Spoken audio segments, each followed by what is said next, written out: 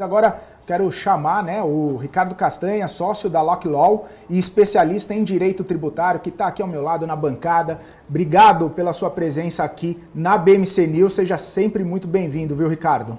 Eu que agradeço, Felipe. Muito obrigado por estar aqui com vocês.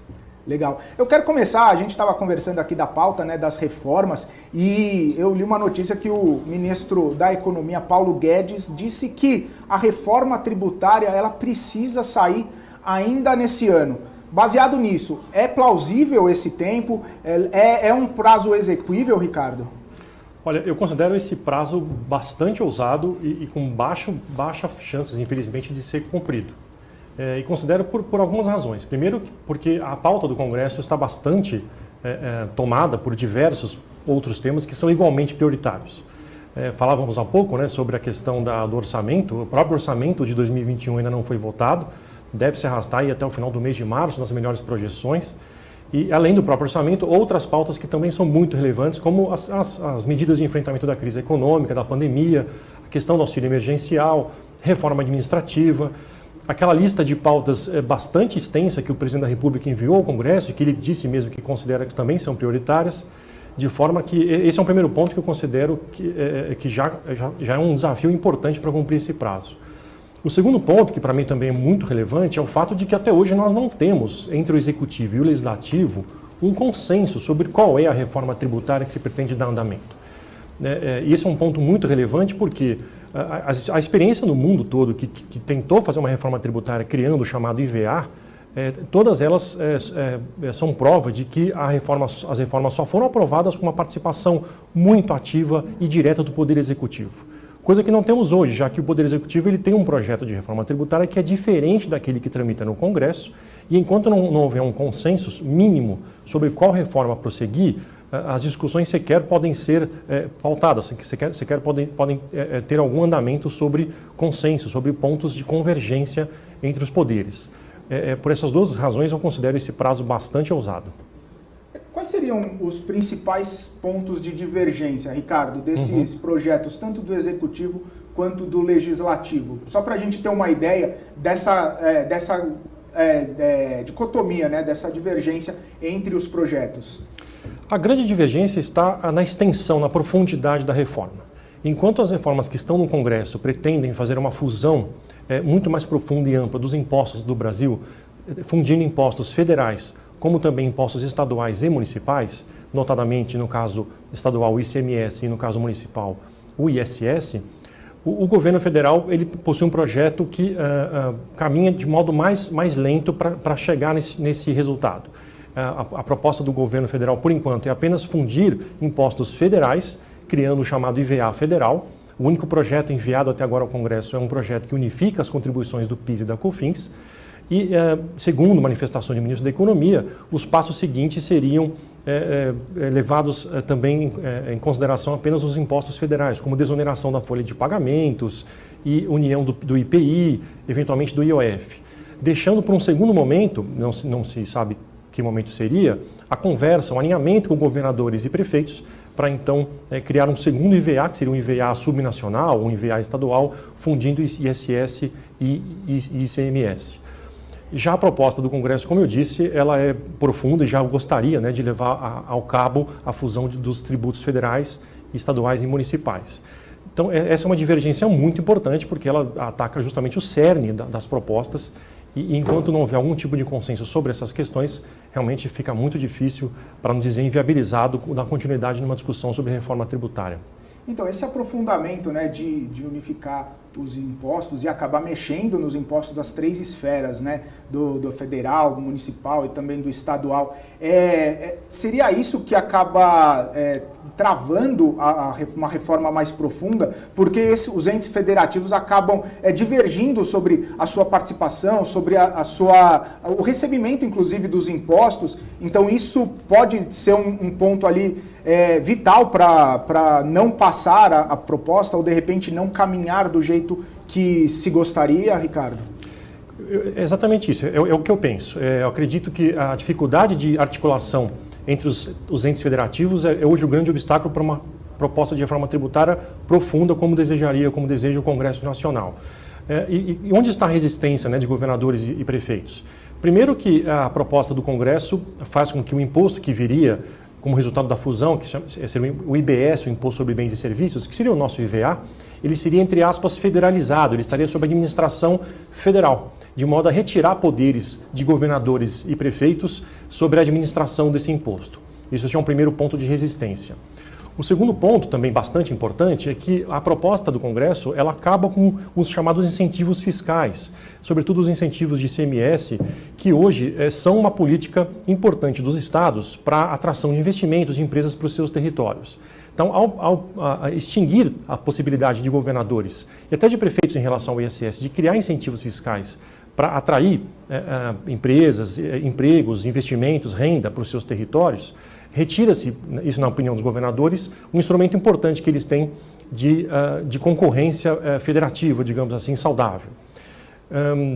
Em contrapartida, os governadores sugerem que para isso seja criado um fundo de compensação, com parte da arrecadação do novo imposto, IBS, mas o governo federal, por enquanto, é totalmente contrário à criação desse fundo de compensação, de modo que esse é um ponto que tem sido, em si, um entrave importante para conseguir avançar numa proposta unificada de reforma tributária. Legal, Ricardo. Eu quero chamar a Ananda Vasconcelos, que ela tem perguntas para você também. Só pedir, Ananda, para o pessoal no chat continuar mandando perguntas aqui para o Ricardo, que a gente vai fazer daqui a pouquinho, tá? Ananda, suas perguntas, por favor. Vamos lá, boa tarde, Ricardo. Obrigada por participar aqui com a gente da BMC News. O Helder está perguntando aqui no chat qual que é o impacto da reforma no PIB do Brasil em 2021 e ele emendou uma outra pergunta. Como que a reforma tributária ajuda a desonerar a folha de pagamentos? Ajuda ou não ajuda? Então, excelentes questões. Sobre o impacto no PIB em 2021, depende muito, Elber, de qual a proposta que será encaminhada. A proposta de reforma do Congresso é uma reforma mais profunda, mas que tem um prazo de transição de 10 anos. Então, por 10 anos, o que aconteceria seria que o Brasil conviveria com mais um imposto, que é o IBS, mas os demais impostos fundidos não seriam extintos no primeiro momento. Eles seriam reduzidos durante 10 anos, enquanto se aumentaria o IBS, compensando-se a arrecadação do governo federal. Isso faz com que o impacto no PIB seja gradual e de médio e longo prazo. Os estudos mais recentes dizem que nós teríamos um impacto algo em torno de 14% no PIB em 15 anos. Isso faz com que nos primeiros anos, principalmente em 2021, o impacto não seja assim tão relevante e seja, portanto, sentido em médio e longo prazo. Já a proposta enviada pelo governo ao Congresso, que se refere à junção das contribuições do PIS e da COFINS, ela tem um prazo de vigência de 6 meses, é um prazo bem menor, mas também, claro, uma profundidade menor, estamos falando apenas da fusão de duas contribuições. Nesse caso, como a vigência seria mais rápida, e essas são contribuições que têm um peso importante na arrecadação e que têm um grau bastante complexo para serem apuradas e pagas pelas empresas, eu acredito que já teria algum impacto na produtividade, na redução de custos de conformidade das empresas e poderia já termos algum tipo de efeito positivo no PIB para 2021. É muito difícil dizer que efeito seria esse, mas o que eu posso afirmar com tranquilidade é que seria um efeito mais rápido do que a proposta que hoje tramita no Congresso. Sobre a desoneração da folha de pagamentos, na proposta do Congresso nós não temos ainda nada específico determinando essa desoneração. O que temos no caso da proposta governamental, manifestações do Planalto, dizendo que a segunda fase da reforma tributária do governo, após a aprovação da unificação do PIS e da COFINS, seria a desoneração da folha de pagamentos.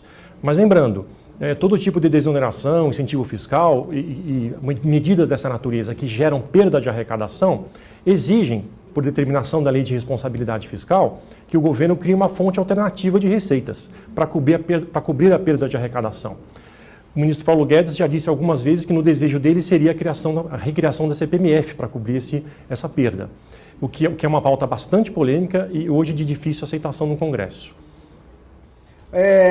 A gente estava falando aqui a questão da desoneração da folha de pagamento e tem uma outra questão que tangencia aí os trabalhadores, né? Que é a questão da tributação da renda. Onde se encaixaria num projeto de reforma tributária uma desoneração ali do imposto de renda, rever alíquotas para, de repente, ter um pouco mais de fôlego para o trabalhador, para o funcionário e até mesmo para as empresas? Onde que se encaixaria isso dentro de um projeto de reforma tributária? Bem, no que se refere à tributação do imposto de renda das pessoas físicas, acredito que duas medidas seriam importantes numa reforma tributária, justamente para aliviar o peso sobre os trabalhadores. A primeira delas é uma reivindicação bastante antiga, que é a correção da tabela do imposto de renda pela inflação. A tabela não é corrigida há vários anos, fazendo com que, portanto, a tributação indiretamente aumente durante os anos, uma vez que os salários não sobem no mesmo nível da inflação. Isso faz com que, portanto, a tributação a cada ano, em função da inflação, aumente o peso sobre os trabalhadores. A segunda medida, que já foi aventada pelo presidente da República, seria um aumento do valor da faixa de isenção do imposto de renda, a primeira faixa sobre a qual não incide imposto de renda sobre rendimentos e salários. No entanto, como se trata de uma isenção, novamente aqui um benefício, seria necessário cobrir essa perda de arrecadação com alguma outra fonte de custeio, fonte de receitas públicas para o governo. Então, essas são duas medidas que poderiam, sim, aliviar o peso da tributação do imposto de renda. E aproveito a oportunidade para mencionar uma questão importante. Apesar do imposto de renda no Brasil ser progressivo, porque as alíquotas aumentam de acordo com o aumento da renda do trabalhador, infelizmente as classes mais altas muitas vezes pagam um imposto de renda menor que as classes inferiores. Porque o trabalhador que está sujeito ao imposto de renda, em geral, ele não se beneficia de incentivos fiscais ou grandes deduções da sua renda na hora de pagar o imposto. Em contrapartida, as classes de renda mais alta, elas se beneficiam da isenção de dividendos. As classes mais altas são as que mais percebem dividendos de empresas, porque congregam grande parte de empresários, e a isenção sobre esses dividendos faz com que, muitas vezes, as classes mais altas paguem menos imposto de renda do que as classes inferiores de renda, em geral, a classe dos trabalhadores. Então, esse é um ajuste também bastante solicitado nas discussões de reforma tributária, que o imposto de renda seja realmente progressivo, que os ricos paguem mais, como determina a Constituição Federal, e que os menos abastados paguem menos ou não paguem o imposto de renda. Inclusive, Ricardo, tem uma pergunta aqui do Lucas Franco no nosso chat, e ele pergunta se você acredita que seja possível taxar as grandes fortunas. O imposto sobre grandes fortunas está previsto na Constituição desde 88 e nunca foi instituído no Brasil. Apesar de ser um imposto que parece promover uma justiça tributária, a verdade é que ele teve poucas experiências internacionais e onde ele foi criado ele foi mal sucedido, ele teve resultados, infelizmente, diferentes daqueles que eram desejados. Por dois grandes motivos. Primeiro, porque não é simples definir o que é grande fortuna, o que trouxe muitas dúvidas nesses países onde o imposto foi criado. Mas, principalmente, o segundo motivo é que, em geral, os mais ricos, que são os detentores das grandes fortunas, têm condições de fazer planejamento tributário de modo que o patrimônio não fique no seu nome, ou que o patrimônio seja transferido a outras localidades com menor tributação. E na prática, o que aconteceu? Não houve uma arrecadação relevante para o governo federal e, de outro, ainda houve fuga de capitais ou fuga dos próprios empresários que trocaram de país. Um exemplo que ficou bastante famoso, o imposto sobre grandes fortunas foi instituído na França, e lá houve uma fuga de artistas, inclusive, indo morar em outros países, como, por exemplo, o artista Gérard Depardieu, que foi morar na Rússia, onde a tributação, não existe tributação sobre grandes fortunas, o imposto sobre a renda é muito mais leve do que o imposto existente na França. Legal. Ô, Ricardo, vou aproveitar a pergunta do Adriano aqui e já vou complementar com uma minha. Ele perguntou do impacto se o impacto da reforma pode trazer algum reflexo já no curto prazo, diminuição do desemprego, aumento da capacidade produtiva das empresas. Só emendando uma pergunta que eu tinha separado isso aqui, é que assim, a gente viu que na reforma trabalhista, havia uma projeção de criação de empregos e tudo mais, só que as pessoas acabam esperando que isso seja refletido já no curto prazo, em poucos meses, em poucos anos. Porém, a gente sabe que essas reformas, inclusive, já tinham que ter sido feitas anteriormente e isso vai se refletir num longo prazo. Então, aproveitando a pergunta aqui do Adriano e já inteirando com a minha, essa reforma tributária, caso ela passe, os reflexos dela serão sentidos mais no longo prazo ou já deve ter uma ruptura de algum sistema, de alguma questão que já possa ser vista agora no curto prazo? Bem, vai depender muito do texto a ser encaminhado, a ser aprovado. Se for a reforma tributária do Congresso, que é profunda e altera a grande parte aí dos tributos no Brasil, os efeitos devem ser de médio e longo prazo. porque os impostos atuais eles não são extintos imediatamente, há um prazo de previsão de transição de 10 anos, durante os quais conviveremos com o novo imposto IBS e os impostos que já existem no Brasil e que serão objeto de fusão. Certamente haverá uma melhoria na riqueza, na produtividade no Brasil, devido à previsão de que em 10 anos teremos um sistema muito melhor, muito mais simplificado. No entanto, os efeitos devem ser sentidos em médio e longo prazo. Por sua vez, alterações pontuais, como a reforma do PIS e da COFINS enviada pelo governo, devem ter um efeito mais rápido na vida das empresas, porque reduz mais rapidamente o custo de conformidade de pagar impostos, aumenta a segurança jurídica específica, né, do PIS e da COFINS e pode abrir caminho para outras medidas que o governo já anunciou que gostaria de levar adiante. É importante ressaltar, tanto a reforma do governo quanto a reforma do Congresso sofrem críticas porque elas têm embutidas, ainda que não de forma expressa, aumento de carga tributária, principalmente do setor de serviços, que hoje possui uma tributação, digamos assim, simplificada em relação às grandes empresas, o setor de serviços que, em geral, é composto de pequenas e médias empresas e que teria um aumento de custo de conformidade, ou seja, para conseguir apurar e pagar os impostos, e teria aumento de alíquota também. Isso pressionaria o setor de serviços, poderia pressionar os preços, né, de serviços ao consumidor e, portanto, esse também é um tema que certamente, no momento adequado, vai ser objeto de muita discussão no Congresso, nas discussões de reforma tributária.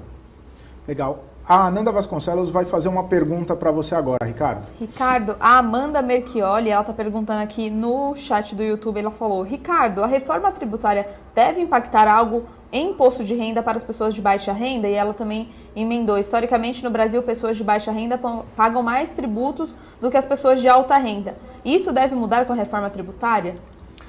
Olha, a reforma tributária do Congresso ela não trata de imposto de renda. Por sua vez, o que já foi dito, né, pelo governo em termos de reforma tributária, ainda também não endereçou exatamente o problema da justiça fiscal, que na minha avaliação é um problema central, é tornar o imposto de renda efetivamente progressivo, fazer com que os mais pobres paguem menos imposto de renda ou não paguem e que os mais ricos contribuam mais de acordo com a sua riqueza, como determina a Constituição. Não é uma questão ideológica ou de como a gente pensa o sistema tributário, é o sistema tributário estabelecido na Constituição. Então, a questão da justiça tributária ainda é uma questão, infelizmente, muito pouco endereçada nas duas propostas de reforma. Tanto no Congresso quanto no governo, infelizmente, ainda não se discute seriamente como tornar o imposto de renda efetivamente progressivo e, principalmente, como tornar o sistema tributário como um todo menos progressivo, ou seja, o que a gente chama de regressivo. Porque o sistema tributário como um todo, há muitos anos, onera os mais pobres em detrimento dos mais ricos, porque tributa muito mais o consumo. E na ponta do consumidor, no supermercado, aquele item consumido, ele não diferencia quem está comprando, se é uma pessoa rica ou uma pessoa pobre. E como a carga tributária é muito pesada sobre bens de consumo, os mais pobres acabam comprometendo uma parcela maior da sua renda para consumir, de modo que, portanto, a tributação versus renda sobre os mais pobres é maior no Brasil. Ô, Ricardo, eu queria saber de você o seguinte: o Brasil ele gasta muito tempo, né, para pagar os seus tributos, gasta muito capital humano também para conseguir entender quais os tributos que deve pagar, quais as alíquotas, para onde, enfim, é uma burocracia muito grande. Você acredita que isso acaba impactando tanto na capacidade produtiva das empresas, também na competitividade? O que isso acaba deixando o Brasil para trás nessa questão de competitividade, de poder exportar, de poder fazer novos negócios, enfim? Como que uma questão tributária, né, que é uma questão que a gente sabe que é de pagamento de impostos, acaba atrapalhando lá na ponta, né, de competitividade e abertura de empresas, enfim, até na questão do Brasil se destacar no mundo como uma potência, enfim, como que isso acaba refletindo uma coisa na outra? Olha, o reflexo é muito severo. Um sistema tributário brasileiro ele é bastante complexo sob diversos aspectos. O primeiro deles é que a própria legislação tributária é muito complexa e muito difícil de ser compreendida.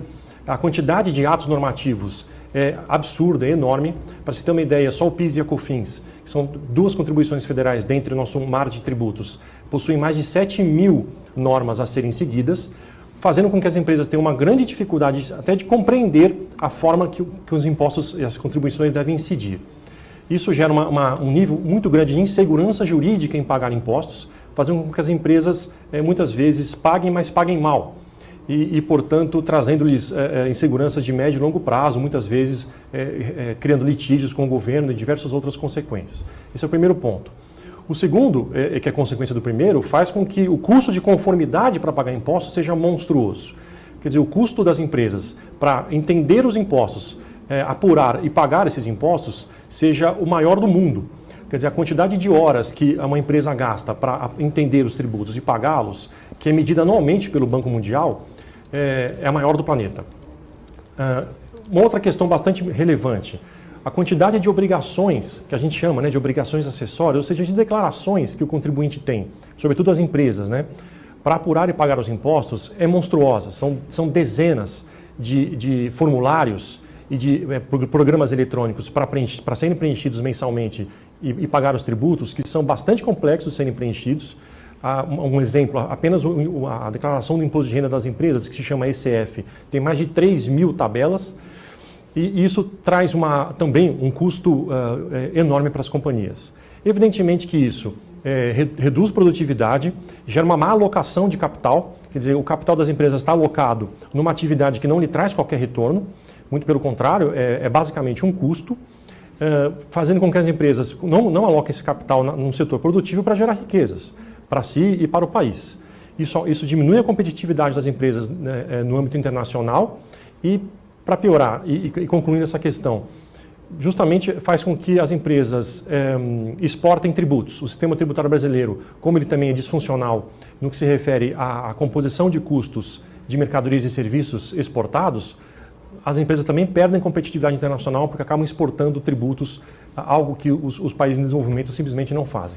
E você acredita, Ricardo, que isso também acaba trazendo um impacto no investimento estrangeiro aqui no Brasil, justamente por conta dessa burocratização e dessa demora para entender? Porque nos outros países, aparentemente, as coisas são muito mais simplificadas, Tempo de abertura de empresa, tempo para pagamento de impostos, até para aferição de quais impostos pagar. Isso acaba impactando em trazer investimentos externos aqui para o Brasil?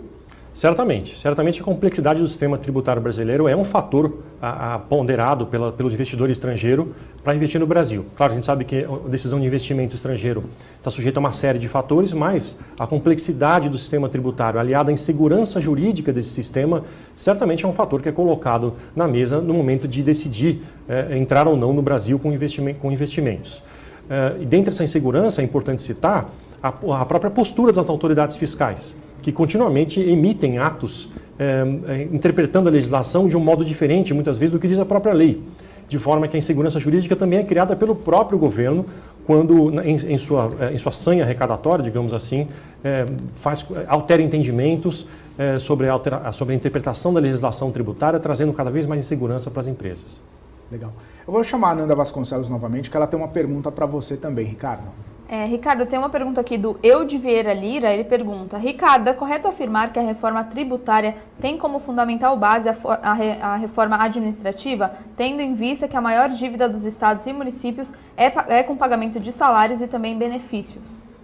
A pergunta é muito boa e é o que eu sempre defendo. Nós precisamos muito de uma reforma tributária e acho que isso é um consenso, apesar de não termos consenso sobre qual é o projeto. Mas a reforma administrativa ou uma reforma dos gastos públicos é tão importante quanto. Não adianta fazermos uma reforma sobre como o governo arrecada sem fazermos uma reforma sobre como o governo gasta. Nós temos uma péssima qualidade de gasto público no Brasil, um orçamento bastante engessado com gastos primários e, portanto, eu acredito e sempre defendi que uma reforma tributária deveria ser acompanhada de uma reforma sobre a despesa pública, sobre a qualidade do gasto público, incluindo sobre, por exemplo, revisão de incentivos fiscais, que hoje tem um baixíssimo nível de governança pública sobre os seus efeitos, sobre quem utiliza esses benefícios e que eu considero que são gastos públicos indiretos, sobre, por exemplo, o funcionalismo público, e não estou dizendo de retirada aqui de direitos, estou dizendo de cumprir a Constituição, de fazer com que o funcionalismo público receba nos limites definidos na Constituição Federal, coisa que não acontece em muitas carreiras.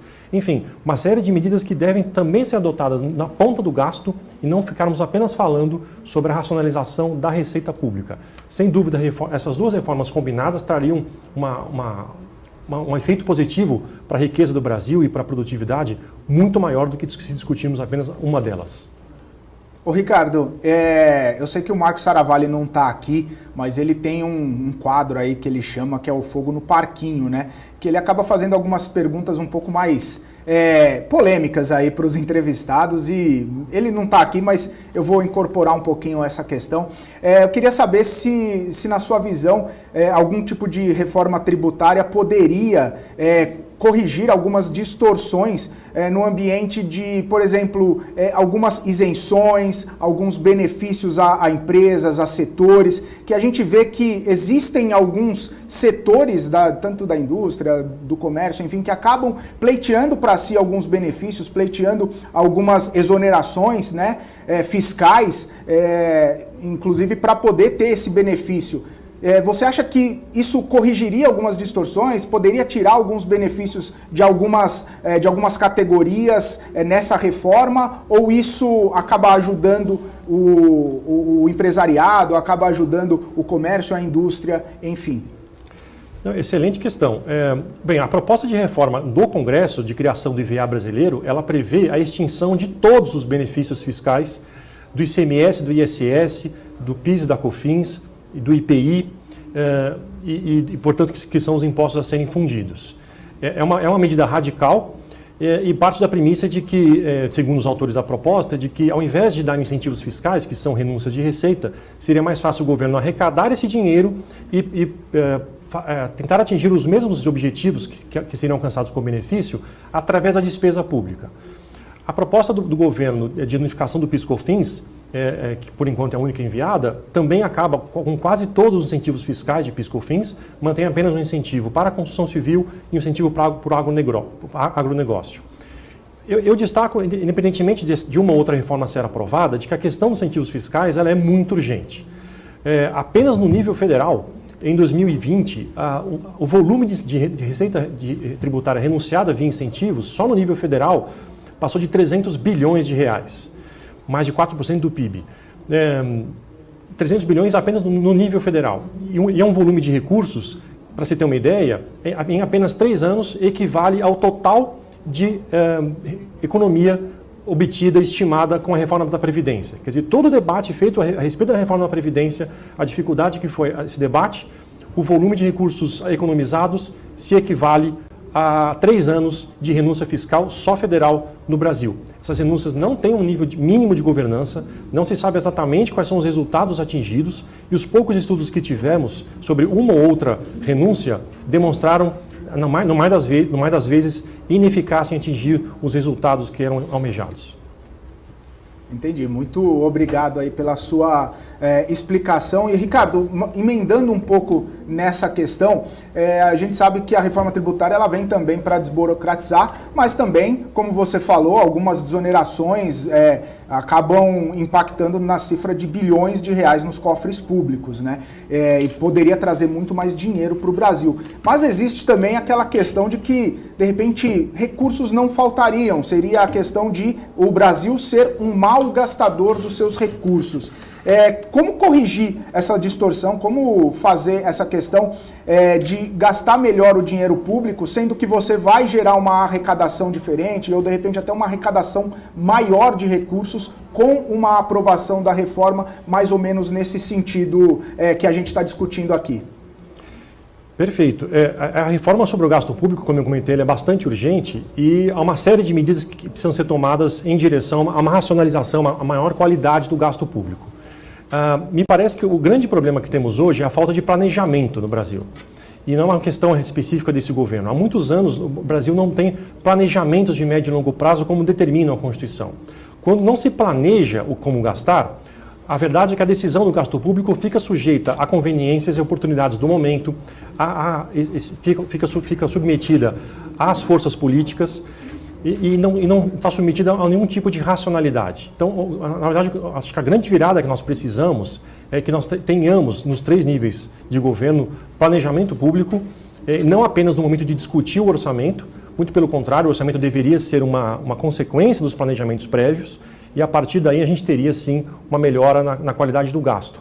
Além disso, como eu comentei, revisão de benefícios fiscais é um tema, reforma administrativa, ou seja, racionalizar os gastos com a máquina pública é fundamental. A máquina pública, com certeza, tem muitas ineficiências e portanto, também é um tema que precisa ser enfrentado em algum momento para a redução do tamanho do gasto público versus o que ele gera de benefícios para a população.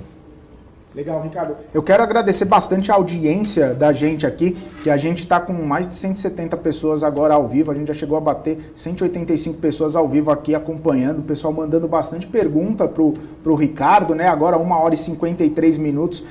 Já pedi o like também de vocês, né? Vocês que estão aqui nos acompanhando na nossa transmissão pelo YouTube, já deixa o seu like. A gente que está ao vivo aqui desde as 9h45 da manhã, nessa programação extensa aí da BMC News de manhã e de tarde também, e daqui a pouquinho a gente vai ter o BMC Talks com o Marcos Saravalho e o Walter Maciel da AZQuest. Ricardo, para a gente ir se encaminhando aqui para o final da nossa entrevista, eu queria que você deixasse suas considerações finais e também pudesse falar um pouquinho a respeito das suas perspectivas, né, para esse ano, e se a gente não abordou algum tema que você julgue relevante sobre a reforma tributária, que você tem esse espaço nesse momento. Perfeito. Eu acredito que o mais importante a ser debatido pela sociedade civil é justamente a necessidade da reforma tributária e de encontrarmos um texto que seja viável. Viável do ponto de vista de consenso político entre os poderes e que realmente enderece, na minha visão, os 3 grandes desafios de uma reforma tributária no Brasil. Que é o primeiro da simplificação, tanto na configuração dos impostos, como também nos sistemas de apuração e pagamento. Segundo, a segurança jurídica. É importante que uma reforma tributária dê segurança jurídica de médio e longo prazo para as empresas investirem com tranquilidade, para que elas paguem seus impostos sabendo que pagaram adequadamente, portanto com previsibilidade de médio e longo prazo, e justiça fiscal, que o sistema, como determina a nossa Constituição, ele seja um sistema progressivo, que ele agrave menos os mais pobres e que grave mais os mais ricos. Esses são os 3 pontos, na minha visão, os principais de qualquer texto de reforma tributária. Além do texto do Congresso e do Planalto, há outros textos muito bons, já propostos também ao Congresso, de outras entidades, como o Simplifica Já, ou o texto proposto pelos próprios auditores da Receita Federal do Brasil. E acho que esse é o grande desafio do Brasil em termos de sistema tributário. Perspectivas para 2021, infelizmente eu vejo uma grande dificuldade de aprovação de uma reforma profunda, porque temos um calendário bastante apertado, com uma série de medidas também urgentes, né, em paralelo, e uma dificuldade muito grande de coordenação entre o Executivo e o Legislativo. E como eu disse no início, não há reforma tributária sem um engajamento muito importante do Executivo. Torcemos, portanto, para que alguma reforma saia e que seja positiva para o Brasil e para o desenvolvimento do país. Legal, Ricardo. Muito obrigado aí pela sua participação, obrigado pela sua presença aqui nos estúdios da BMC News. A gente ficou muito contente aí com a sua participação. Você esclareceu bastante as nossas dúvidas, esclareceu as dúvidas dos nossos telespectadores também. Você é sempre muito bem-vindo aqui e nas próximas vezes a gente vai falar bastante ainda, né? A pauta vai se desenrolar aí ao longo desse ano e a gente provavelmente vai ter outras dúvidas que vão surgindo aí ao longo dessa discussão e conforme os projetos forem sendo colocados na mesa, forem colocados para discussão, a gente certamente vai conversar novamente sobre esse assunto. Então, muito obrigado, viu, Ricardo, pela sua participação aqui. Eu que agradeço, foi um grande prazer estar com vocês e estarei sempre que for convidado. Legal, obrigado. Agora eu quero ir com a Débora Oliveira.